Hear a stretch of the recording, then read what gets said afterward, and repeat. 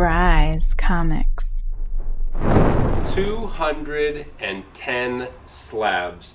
We just picked up a massive collection, and here's how it went down. The gentleman reached out to me and said, I could use a little extra money to put on a down payment for a house. I have 210 slabs, and I see you offer 60 to 70% of FMV. Would you be interested? I said, yes, send me a list. He sent me the login to his Go Collect, which had all of his books cataloged.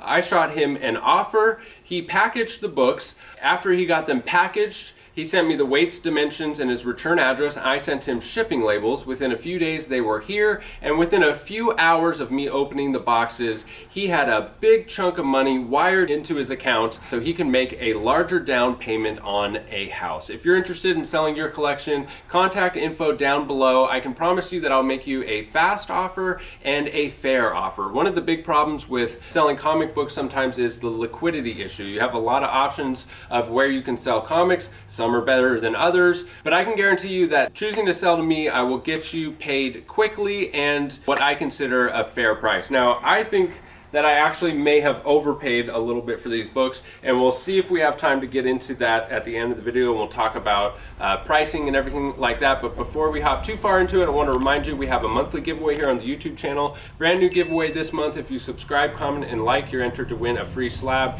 And if you head over to bryscomics.com and sign up for the newsletter, you're entered to win a free slab each and every month over there, and it's also where you get first access to new collections like this one. Most of these books will be listed for sale over at bryscomics.com. Use code COLLECT10 for 10% off, and the books that aren't listed on the website will be brought directly to Whatnot. There's also a link in the description. If you're new to Whatnot, you can get $15 towards your first purchase, and we're going to have some massive shows on Fridays, and you can go bookmark those shows and see the items loaded up beforehand.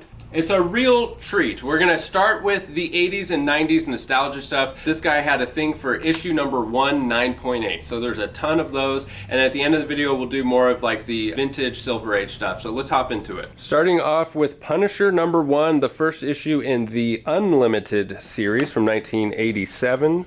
Wolverine Limited Series number 1, the first solo Wolverine comic and the first cameo appearance of Yukio, classic Wolverine. Silver Sable and the Wild Pack number 1, the first solo series for Silver Sable, embossed foil cover as well, gotta love that. Team America number 1, Beauty and the Beast number 1, Wonder Man appearance from 1984. Sometimes there's some really cool back cover ads. I'll try to show some of those as well. Alpha Flight number 1, first appearance of Puck and Marina, and so much more. Terror Inc. number 1, Obnoxio the Clown number 1 from 1983, newsstand edition, nice X-Men cover on that one. Stormwatch number 1, first appearance of Stormwatch from 93, Splitting Image number 1 from 93, Savage Dragon Limited Series, the brutal first issue, first appearance of the Savage Dragon. Hawkeye Limited Series number 1, the first meeting of Hawkeye and Mockingbird and the origin of Hawkeye retold. Doctor Who number 1. Starriers number 1 with a Bill Sienkiewicz cover. It's got those Transformers vibes. Really cool to see this from 1984. Darker Image number 1, first appearance of Max, Deathblow, and Bloodwolf. The only issue here to be followed by The Max number 1 from 1983. Dark Crystal number 1 from 1983. Newsstand edition, the movie adaptation. I mean, this is one of those that's definitely going to be a nostalgia piece for some people. I know it is for me. Buckaroo Banzai number 1, movie adaptation from 84. Red Sonja volume 2 number 1 from 1983. And one of the coolest things is they're all 9/8s, 9/8 whites. Kitty Pryde and Wolverine number 1, 6-issue limited series. Machine Man number 1 in a 9/8. Darkhawk number 1, there it is, folks. The collection is complete. We can stop the video. Stay tuned for a really exciting announcement that I'm going to bring soon about Darkhawk number 1. Firestar number 1 from 1986. Cloak and Dagger number 1 from 1983. The Thing number 1 from 83. Brigade volume 2 number 1 with a gatefold wraparound cover on that one. Spider-Man Special Edition number 1. Ordered through mail with a donation of $5 or more to UNICEF, and this is an embossed cover. Fantastic Four Unlimited #1. Pinhead #1, embossed foil cover. War Machine #1, embossed foil cover. You're going to see a lot of that. This is the collector's edition. Really awesome War Machine cover. Cyberforce #1 from 1993. Union #1, a hollow foil. So you can tell that's a little different than your standard foil. Really cool to see hollow foil cover. Scarlet Witch #1 from 1994. Newsstand edition on that one. Tales to Astonish Volume 2 #1 from 1979. Appearance in the Submariner homage to Submariner #1. Silver Surfer Volume 2 #1. John Byrne and Tom Palmer cover and art. This is an awesome Silver Surfer key. Very affordable one-shot. Nightwatch #1 with the holofoil cover. Check that out. Venom Lethal Protector #1. Holofoil, first Venom solo series. Infinity War #1, gatefold wraparound cover. Hercules #1, I can't say the name without saying it like that. Dragon Slayer #1, movie adaptation in a 9/8. Star Trek #1, movie adaptation. Even if some of these books are like not very valuable, the fact that they're 9/8 whites makes them collectible, in my opinion. First comic book published by Epic Comics, Dreadstar #1 from 1982. Original Ghost Rider #1. Like, this whole collection would be so much more painful to go through if they were like 9/6s and 9/4s. Marvel No Prize book #1. This is an interesting book. I'll flip it around here so you can see. It says, only one of us is going to leave this comic book alive, and it won't be me because nobody demanded it. They did some really fun things with covers back in the 1980s. All right, now we're going to get into a stack here that have some really cool back covers that are worth looking at. Fred Hembeck Sells the Marvel Universe. Fred Hembeck and Terry Austin cover. And on the back here, we have this really cool little comic strip by Fred Hembeck. It's called Petey, The Adventures of Peter Parker Long Before He Became Spider-Man. And I'll give you the 20-second cliff notes. It's a comic book club. There's 3 people. This guy brings Kid Outlaw #1, the 10-cent issue. She brings Patsy Walker, and this kid goes, oh, I don't know, I found this in my attic. It's Captain America #1, and they're all like, nobody likes costume heroes anymore, and they throw aside Captain America 1 to read Patsy Walker. So it's just some really fun covers from back in the late 80s, early 90s. This one's from 1990. Official Marvel Index to Amazing Spider-Man #1, and the cool thing about this is on the back is you have what I believe is the original art for Amazing Fantasy 15. So they had 2 different covers by Steve Ditko. This is the one they chose not to do. It's also the cover for Amazing Spider-Man 700, the 1 in 200 variant. So it's really cool to see it on a more vintage comic like this from 1985. X-Men and the Micronauts #1 in a 9/8. Marvel Saga #1 with the wraparound cover on this one. X-Men Alpha Flight #1, first appearance of the Berserkers with a cool wraparound cover. Coyote #1 in a 9/8. I think it's Coyote number 13 that you want to get from Todd McFarlane's work on that. Marvel Fanfare #1 with a really cool Daredevil back cover. Silver Surfer Warlock Resurrection #1. And this one's got just an awesome back cover ad where they're blasting, the X-Men are blasting the Ninja Turtles. It says, it's a good bet the kids' favorite mutants ain't turtles. I think this is just a crazy ad. Like, first of all, you're advertising turtles right there. Like, that's the first thing I think about is this, is I'm thinking about Teenage Mutant Ninja Turtles. I think it would have been such a better use of advertising to collaborate with them, have a crossover between the two instead of saying like it's all about X-Men, it's not about Ninja Turtles, but it's still a cool ad nonetheless. ElfQuest #1 from 1985. Rocket Raccoon #1 from 1985. Cage #1 from 1992. I love this kind of like purple metallic cover on this one. Bullwinkle and Rocky #1, the first appearance of Bullwinkle and Rocky in a Marvel comic book, which is really cool to see that. Warlock and the Infinity Watch. Gru the Wanderer #1 from 1985. Black Knight #1, original Black Knight returns. X-Force #1 with the wraparound cover on this one. Royal Roy #1 from 1985 in a 9/8. The Inhumanoids #1. Spider-Man 2099 #1, The Origin of Spider-Man 2099 and Miguel O'Hara, just in time for the new movie. Darkhold Pages from the Book of Sins #1. So there was a bunch of these with back covers that we're just not going to have time to flip over and look at all the backs. But you can check out the website and see the front and backs if you're really interested. If you're interested, it's definitely worth the time. Beavis and Butthead #1, based on the animated MTV series. Fallen Angels #1 from 1987. Gen 13 limited series, the first title entirely devoted to Gen 13, and I believe one of these is the first cover art of J. Scott Campbell, one of the Gen 13 covers. Leave a note in the comments if you know exactly which one, and I'll pin it. Deadly Foes of Spider-Man #1, Micronauts Volume 2 #1, Time Spirits #1 from 1984, a Tom Yeats cover and art.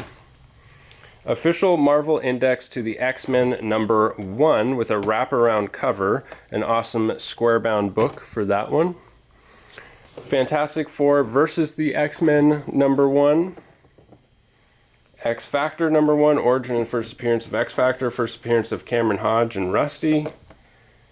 Infinity Gauntlet #1 from 1991. Witchblade, the saga begins with a Michael Turner cover. Good lord, that's an awesome cover right there. Heathcliff's Funhouse #1 from 1987. Violator #1 from 1994. Pit #1, the first appearance of Pit. Quasar #1 from 1989, origin of Quasar. U.S. Agent #1, Toxic Avenger #1, Gargoyle #1 with the Bernie Wrightson cover. Come on, I've never even seen this book before. #1 in a 4-issue series. Dune #1, movie adaptation part 1 of 3, Bill Sienkiewicz cover. A sequel to this movie coming out, probably heat up a little bit because of that. Value probably won't go up, but it'll probably trend. Speedball #1, the first Speedball in his own title, origin of Speedball. John Carter, Warlord of Mars #1, first Marvel appearance of John Carter. Tarzan #1 from 77. Shogun Warriors #1 from 1979. Battlestar Galactica #1 from 79. Spider-Woman #1 from 78, new origin of Spider-Woman. Cable, Blood and Metal #1. Double Dragon #1 from 1991. Sleepwalker #1, first appearance of Sleepwalker. Top Dog #1 from 1985. Strawberry Shortcake #1, newsstand edition. Howard the Duck, the movie #1, the movie adaptation from 1986. Defenders of the Earth #1. Fraggle Rock #1, the Jim Henson story based on the television show. Secret Weapons #1. Infinity Crusade with the gold foil cover. King Arthur and the Knights of Justice from 1993. Defenders of Dynatron City based on the video game. Wildcats #1, the first appearance of the Wildcats. Brigade #1, the first appearance of Genocide. Mark Spector Moon Knight #1. Black Panther #1 from 1988, newsstand edition. Excalibur #1, first appearance of Widget. Nightcrawler #1, 9/8 white from 1985. Did I mention they're all 9/8 so far? Nomad Volume 2 #1, triple gatefold cover. Motormouth #1, the indescribable Motormouth, first appearance of Motormouth. Cops The Job #1. Now, I don't know what is going on with this cover, but you got a female cop in uniform taking her top off. It's just such an interesting cover. Damage Control Volume 3 from 1991, and the sensational She-Hulk #1, newsstand edition, origin of She-Hulk retold. X-Men Annual #1 from 1970 in a 9.4. I'm surprised this book isn't more valuable, but I think it's mostly reprints, and the cover is obviously swiped from X-Men #9. I think if they would have went with original stuff, this would actually be quite a valuable book. Still a cool cover. Tower of Shadows #1, 8.0 white. Marvel Tales #1. I would love this book in high grade in my personal collection. I love the colors in the trade dress. I love the old school depictions of some of our favorite heroes. It's from 1964. On the inside, it's got photographs of most Marvel bullpen staffers. I almost would prefer this raw in a 5.0 because then I can see those interior pages, and then high grade in a slab. Giant Size Avengers #1, 8.5 white pages. So now we're getting into some older #1s. Marvel Collector's Item Classics #1 from 1965. Dead of Night #1, 8.5 white pages from 1973. Son of Satan #1 in 9.4. Where Monsters Dwell #1. Awesome to see this in a 9.2 white. Iron Man Annual #1. Conan the Barbarian, 6.5 white pages. Origin, first appearance of Conan, first appearance of King Cole and cameo. Weird Wonder Tales #1, 9.4 white, Gil Kane cover. And Captain America Annual #1, a 7.5. I think we're going to bounce back to some older stuff here in just a sec. Prophet #1. Wildstar #1, embossed cover with silver ink. Bloodshot #1, chromium cover.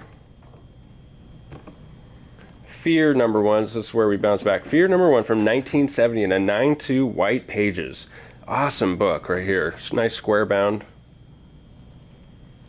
Micronauts Annual #1 in a 9.8, 1979. Star Wars Annual #1 from 79 in a 9.8. Adventures on the Planet of the Apes in 9.6. Mordred the Mystic. Mordred Chillers #1, first appearance of Mordred the Mystic in an 8.0. Inhumans #1 in a 9.8 from 1975. 2001 A Space Odyssey from 76. Invaders #1, stories continue from Giant Size Invaders #1. Moon Knight #1 in 9.6. I love this book. This is Magic #1 from 83, and I love it because it's called Magic, but she isn't actually named Magic in story until I think issue 4 of this series or something like that. So it's just a really cool, if you're a Ilyana Rasputin fan. Nick Fury, Agent of S.H.I.E.L.D. #1 from 83. Iceman #1 from 1984. New Mutants #1, Origin of Karma. Masters of the Universe from 86.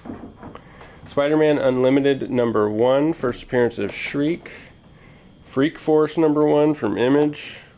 Fantastic Four Roast #1, Fred Hembeck and Terry Austin wraparound cover. Really cool to see. Vision and the Scarlet Witch #1. Dennis the Menace #1 from 1981, the first Marvel appearance of Dennis the Menace. Animax #1 from 1986, newsstand edition. Cable #1 with the embossed gold foil logo. Wild Thing #1 from 1993. Super Soldiers #1 with the embossed foil logo. Secret Defenders #1 and 9.8 with that foil cover. Transformers #1, Bill Sienkiewicz cover, origin and first appearance of the Autobots and the Decepticons in a 9.6 white. Spectacular Spider-Man #1, 9.8 white. Black Panther #1 and 9.4. Morbius the Living Vampire #1. The Falcon #1 from his limited series.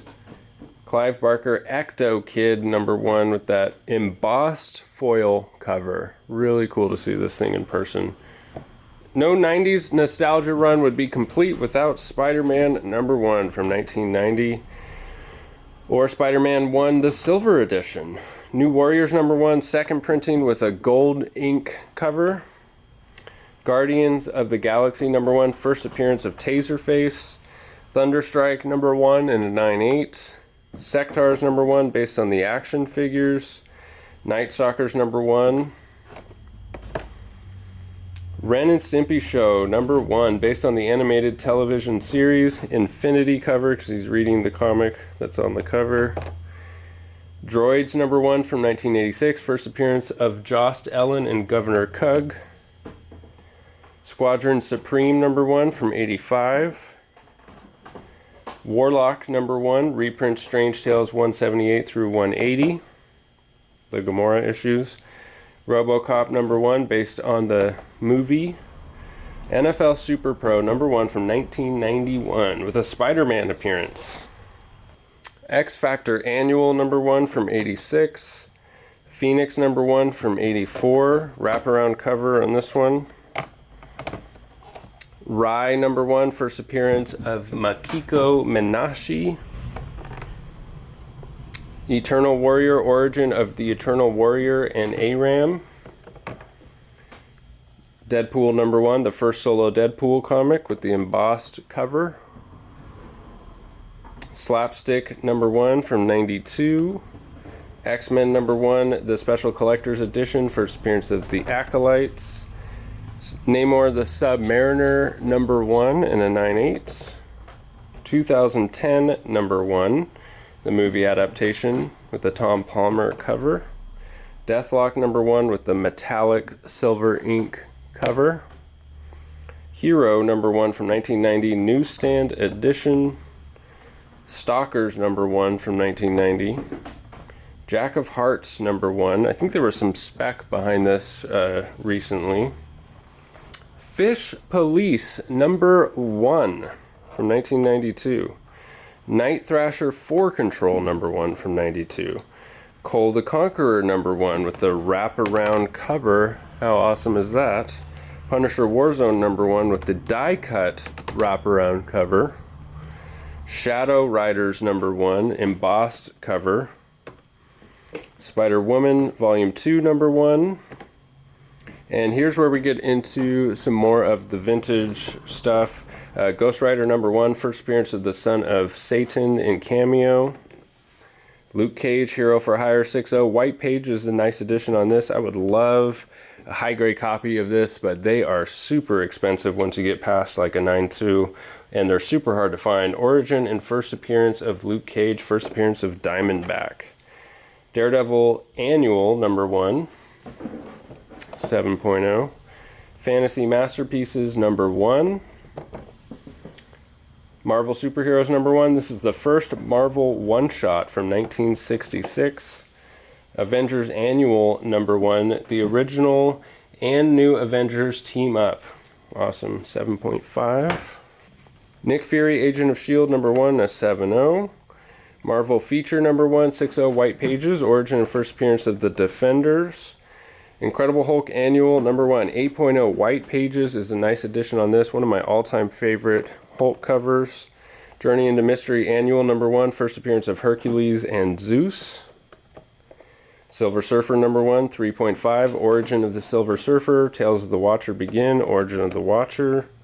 Amazing Spider-Man Annual number 1, couple pages missing, which makes this a beautiful presenting 0.5 white pages. First appearance of the Sinister Six, a really cool entry-level book for this. I mean, when you're looking at it from the front, I mean, it looks like a 4. It's got some heavy crease, but man, what an awesome 0.5 for as far as 0.5s go. Captain Savage and his Leatherneck Raiders number 1.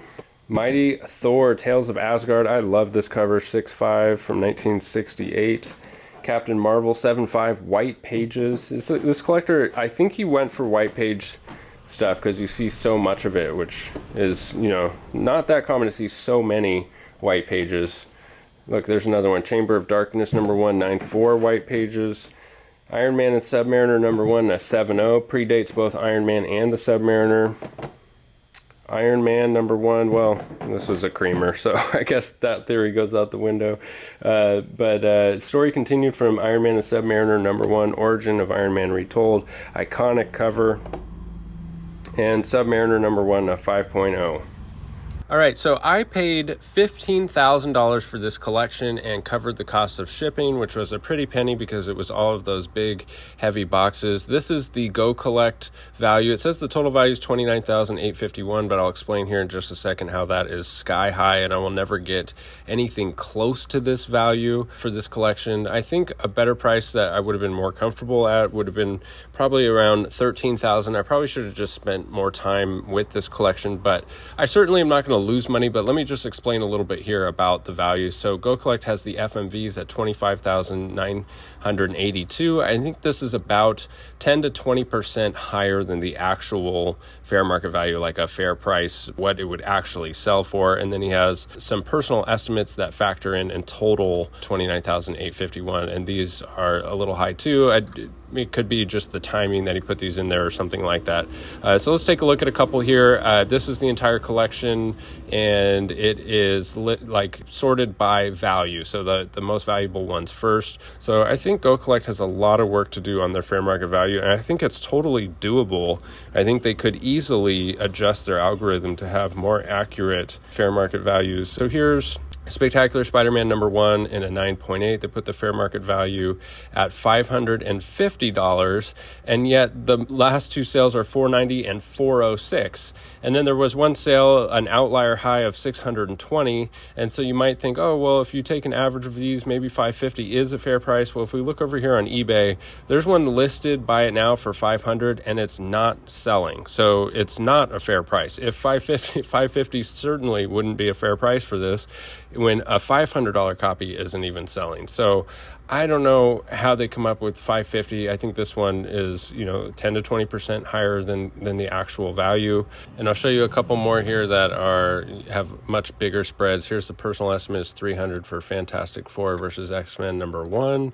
And if you look over here at Go Collect, the 9.8, the last sale that they have recorded is December of 2021 for $300. If you go to GPA, the last sale was $103, which was September of 2022. So just yet another fail on the part of Go Collect. They're not picking up all these relevant sales. I mean, this other sale at 103 brings this book right back down to reality where it probably should be closer to. I mean, if you look at 2021, 130, and then those two highs. But before that, I mean, not even breaking $100. So I don't know, maybe 150 for this book right now. If you look at eBay, what it's actually listed for, here's one listed for 204. That's, not selling for that. So I think 150 would be a fair price, which would be 50% of the personal estimate, which is why I think, it's relatively fair to just chop this number in half up there. But let's take a look at some other ones where Go Collect has an FMV that is just way over the actual FMV. Let's look at this one here. Moon Knight #1 in a 9.6. It has the FMV at $150. 1 year average is $159. But if you look at recent sales here, I mean, 107, 115, 107, 112, one high sale of 150. I mean, I would list this thing at like 119 with 10% off. I mean, I would definitely take, $100, $105 for this book. So $50 more than that is, 25, 30% higher than the actual price. So in this case, it's about 25, 30% higher than actual FMV. So if you were to take 20% off of this, it comes to $20,785. And if you were to take half of this, let's just call it $2,000 as the actual fair market value. So if we add $2,000 to the $20,785, that comes to an actual fair market value. Instead of this $29,000, it would be $22,785. I think that would be a more reasonable price. If I list them at those prices, they would actually sell.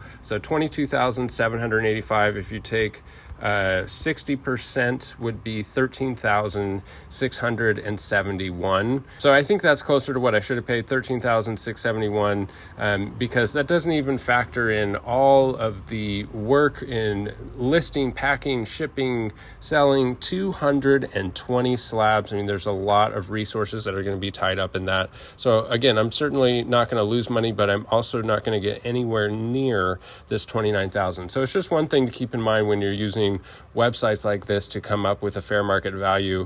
I think $15,000 for this collection, the quantity of slabs, the amount of work involved, and the type of slabs, I think it's more than a fair value. And I'm really happy with the deal at the end of the day. It's just been really cool to see all of these books and go down nostalgia lane.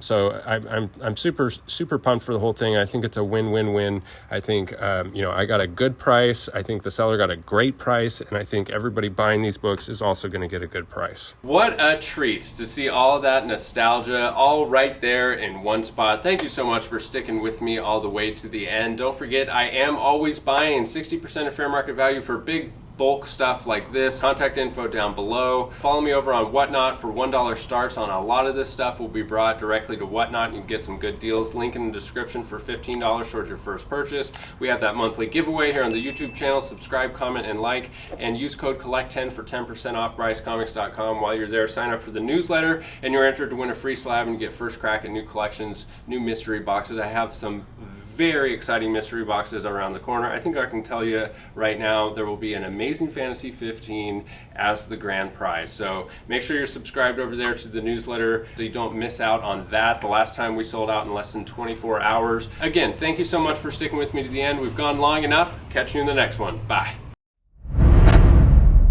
Bryce Comics. Great way to spend the cut that part out, Marcus. Action.